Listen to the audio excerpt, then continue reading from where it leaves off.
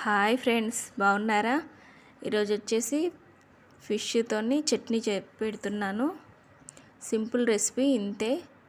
చిన్న చిన్న చేప ముక్కల్ని కట్ చేసి పెట్టుకోవాలి, ఆరబెట్టాలి. కాటన్ బట్టలు వేసి ఆరబెట్టుకోండి. గాలికి ఎంత మంచిగా ఆరితే అంత మంచిగా ఫ్రై అయ్యేటప్పుడు ఇబ్బంది కాకుండా ఉంటుంది. డీప్ ఫ్రైకి సరిపడా ఆయిల్ వేసుకోండి, కొంచెం ఎక్కువనే పడుతుందండి. ముక్కలు మాత్రం బాగా తడి లేకుండా ఆరనివ్వాలి. నూనె బాగా వేడి కానివ్వాలి. వేడైన తర్వాత చేప ముక్కలు వేసుకోవాలి. ఫ్రై మాత్రం మంచిగా బ్రౌన్ కలర్ వచ్చేలాగా ఫ్రై చేసుకోండి.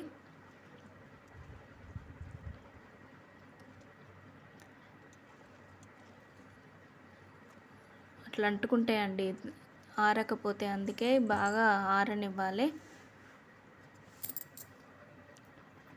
అన్నీ ఇట్లానే ఫ్రై చేసి పెట్టుకోవాలి.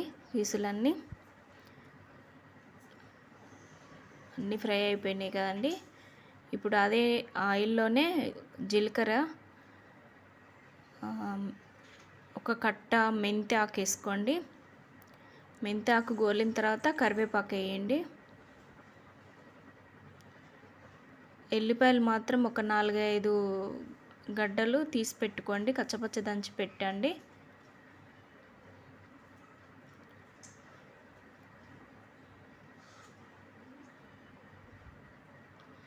పచ్చివాసన పోవాలి, గోలాలే, మంచిగా గోలితేనే అది. ఎందుకంటే నిలువ ఉంచుకుంటాం కనుక పచ్చడి బాగా డీప్గానే గోలాలి. ఆకులన్నీ, కొత్తిమీర కూడా వేసుకోండి ఇందులోనే. ఇవన్నీ గోలాలి, మధ్య మధ్యలో కలుపుతూ ఉండాలండి.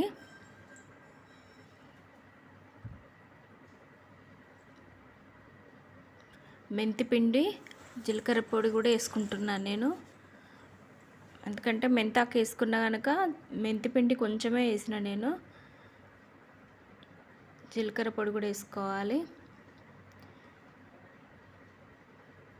మంచిగా అడిగేలా కలుపుకోండి.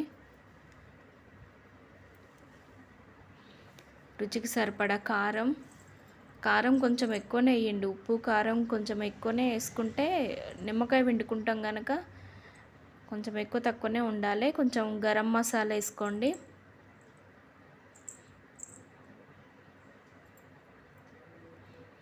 ఇవన్నీ కూడా బాగా కొంచెం గోలనియాలి. మధ్య మధ్యలో కలుపుతూ ఉండండి. ఇప్పుడు స్టవ్ ఆఫ్ చేసిన తర్వాత నిమ్మకాయ పిండండి. నేను ఒక 3 నిమ్మకాయలు తీసుకున్నా. నిమ్మకాయలు పిండిన తర్వాత చల్లారనివ్వాలి. చల్లారిన తర్వాత ఈ ఫిష్ ఫ్రై చేసుకున్నాయన్ని అందులో కలిపి బాగా కలుపుకుంటే అయిపోతుందండి. ఇంతే చేపల పచ్చడి. నిల్వ చేసుకోండి, స్టోరేజ్ ఉంటాయి ఇవి. మీరు బయట పెట్టినా కూడా ఉంటుంది, 15 రోజుల దాకైనా ఉంటుంది. ఈ వీడియో కనుక నచ్చినట్లయితే లైక్ చేయండి, షేర్ చేయండి, సబ్స్క్రైబ్ చేయండి. ప్లీజ్ సపోర్ట్ చేయండి. టేస్ట్ మాత్రం బాగుంటుందండి. మీరు కూడా ట్రై చేసి చూడండి ఒకసారి.